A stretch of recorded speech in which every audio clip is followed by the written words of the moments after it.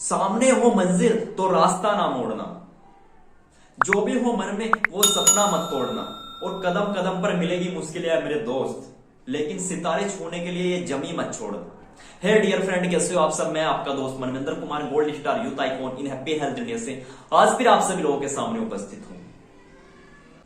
दोस्तों, कभी कभी हमारे साथ में ऐसा होता है, हम सभी लोगों के साथ में, आप लोगों के साथ में भी होता होगा अधिकांश बार, कि हम जब अपने किसी व्यवसाय में अच्छी सफलता हासिल कर लेते हैं, उसको अपर लेकर जाते हैं, तो कभी कभी कोई सिचुएशन ऐसी अडॉप्ट हो जाती है कि वो सीधा अर्श से फर्श पर आना स्टार्ट हो जाता है। हमारा जो बिजनेस है, हमारा जो व्यवसाय है, वो सीधा अप से डाउन होना स्टार्ट हो जाता है।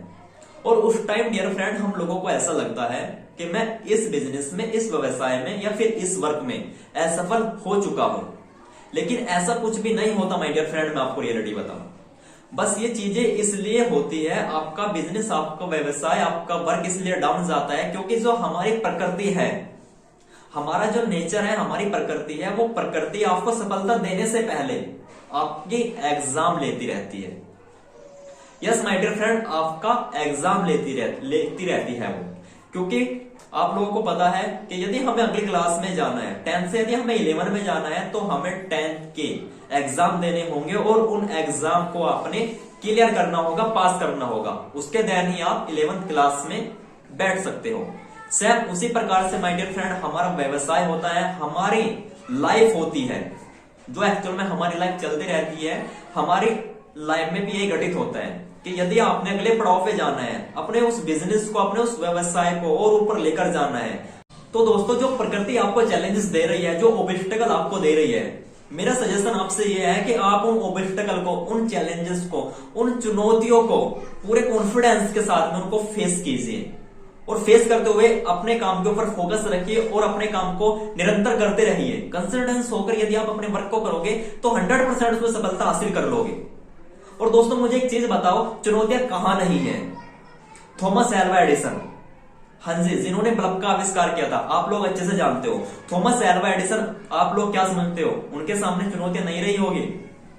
माय डियर फ्रेंड, 100% चुनौतियां रही होंगी, क्योंकि 9,999 बार अपने उस वर्क में वो विफल हुए और 10,000वें बार उन्होंने अपने उस बल्ब का इन्वेंशन किया।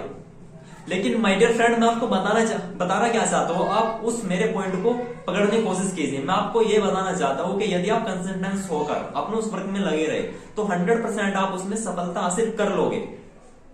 और थॉमस एल्वा एडिसन को क्या आप समझते हो कि उन्होंने ऑब्स्टेकल को नहीं झेला होगा?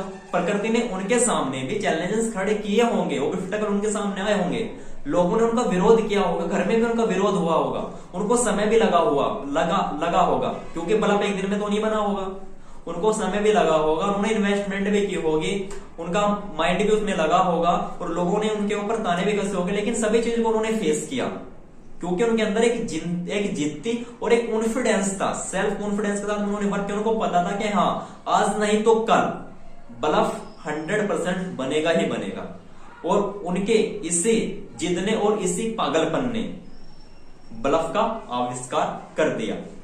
सो माय डियर फ्रेंड, यदि आप भी अपनी जिद और अपने पागलपन को अपने एक्शन में कन्वर्ट कर लेते हो, तो आपको भी सफल होने से कोई नहीं रोक सकता। ये मेरी गारंटी आपसे है।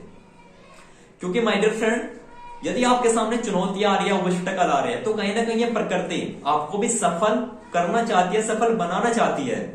लेकिन उससे पहले जो ये प्रकृति आपको एग्जाम दे रही है, बस बेशर्ते आप उस एग्जाम में अच्छे से पास हो जाओ, फिर आपको सफल होने से कोई नहीं रोक सकता। क्योंकि उसके देन यदि एक बार आप उन सभी एग्जाम को क्लियर कर लेते हो, उन सभी चुनौतियों को अच्छे से फेस कर लेते हो, तो जो ये प्रकृति आज आपके सामने चुनौतियां ला ला कर खड़ी कर रही है, फिर यही प्रकृति आपको सफल होने में आपकी सहयोगी बन जाती है। सो माय डियर फ्रेंड, मेरा सजेशन आपसे यह है कि आप पूरे कॉन्फिडेंस के साथ में वर्क कीजिए और आज नहीं तो कल आपको 100% सफलता जरूर मिलेगी। So thank you and wish you.